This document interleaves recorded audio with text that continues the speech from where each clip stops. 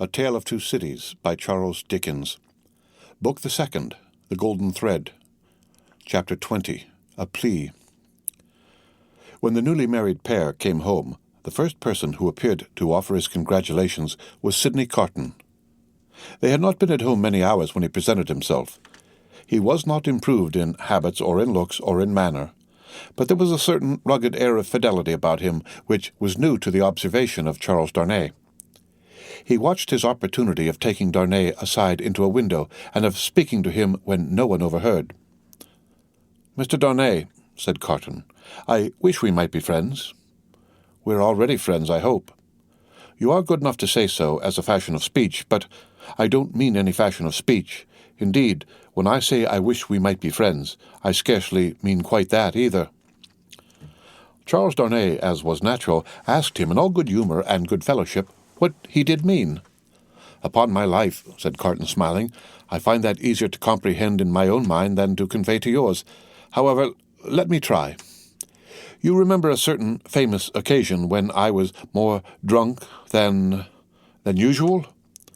"I remember a certain famous occasion when you forced me to confess that you had been drinking." "I remember it too. The curse of those occasions is heavy upon me, for I always remember them. I hope it may be taken into account one day when all days are at an end for me. Don't be alarmed. I am not going to preach." "I am not at all alarmed. Earnestness in you is anything but alarming to me." "Ah," said Carton, with a careless wave of his hand, as if he waved that away. "On the drunken occasion in question, one of a large number, as you know, I was insufferable about liking you and not liking you. I wish you would forget it." "I forgot it long ago." "Fashion of speech again, but, Mr. Darnay, oblivion is not so easy to me as you represent it to be to you.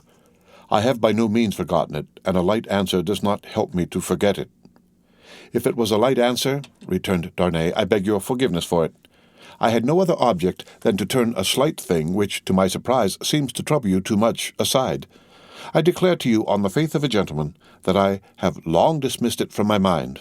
"Good heaven, what was there to dismiss? Have I had nothing more important to remember in the great service you rendered me that day?" "As to the great service," said Carton, "I am bound to avow to you, when you speak of it in that way, that it was mere professional claptrap. I don't know that I cared what became of you when I rendered it. Mind, I say when I rendered it. I am speaking of the past." "You make light of the obligation," returned Darnay, "but I will not quarrel with your light answer." "Genuine truth, Mr. Darnay, trust me. I have gone aside from my purpose. I was speaking about our being friends. Now, you know me. You know I am incapable of all the higher and better flights of men. If you doubt it, ask Stryver, and he'll tell you so." "I prefer to form my own opinion without the aid of his." "Well, at any rate, you know me as a dissolute dog who has never done any good and never will." "I doubt that you never will.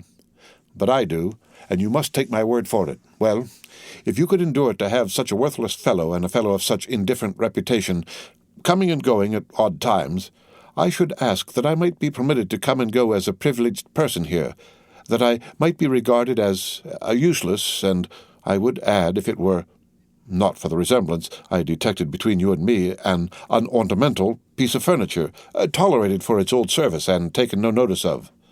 I doubt if I should abuse the permission. It is 100 to 1 if I should avail myself of it 4 times in a year. It would satisfy me, I dare say, to know that I had it." "Will you try?" "That is another way of saying that I am placed on the footing I have indicated." "I thank you, Darnay. I may use that freedom with your name?" "I think so, Carton, by this time." They shook hands upon it, and Sidney turned away. Within a minute afterwards he was, to all outward appearance, as unsubstantial as ever. When he was gone, and in the course of an evening passed with Miss Pross, the doctor, and Mr. Lorry, Charles Darnay made some mention of this conversation in general terms, and spoke of Sidney Carton as a problem of carelessness and recklessness. He spoke of him, in short, not bitterly, or meaning to bear hard upon him, but as anybody might who saw him as he showed himself. He had no idea that this could dwell in the thoughts of his young fair wife, but when he afterwards joined her in their own rooms, he found her waiting for him with the old, pretty lifting of the forehead strongly marked. "We are thoughtful tonight," said Darnay, drawing his arm about her. "Yes, dearest Charles," with her hands on his breast, and the inquiring and attentive expression fixed upon him. "We are rather thoughtful tonight, for we have something on our mind tonight." "What is it, my Lucy?"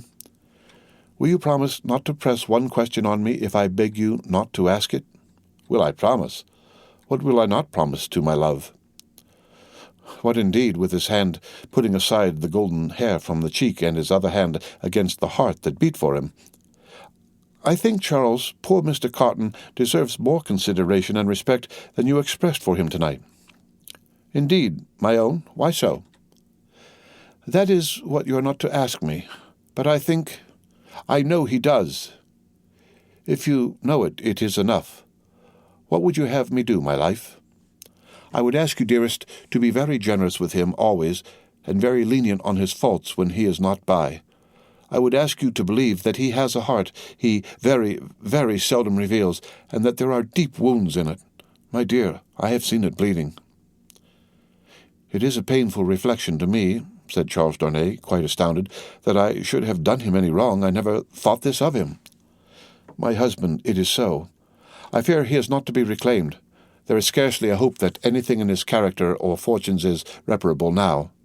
But I am sure that he is capable of good things, gentle things, even magnanimous things." She looked so beautiful in the purity of her faith in this lost man that her husband could have looked at her as she was for hours. "And, oh, my dearest love," she urged, clinging near to him, laying her head upon his breast and raising her eyes to his, "remember how strong we are in our happiness, and how weak he is in his misery." The supplication touched him home. "I will always remember it, dear heart. I will remember it as long as I live."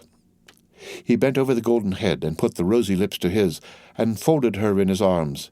If one forlorn wanderer then pacing the streets outside could have heard her innocent disclosure, and could have seen the drops of pity kissed away by her husband from the soft blue eyes, so loving of that husband, he might have cried to the night, and the words would not have parted from his lips for the first time.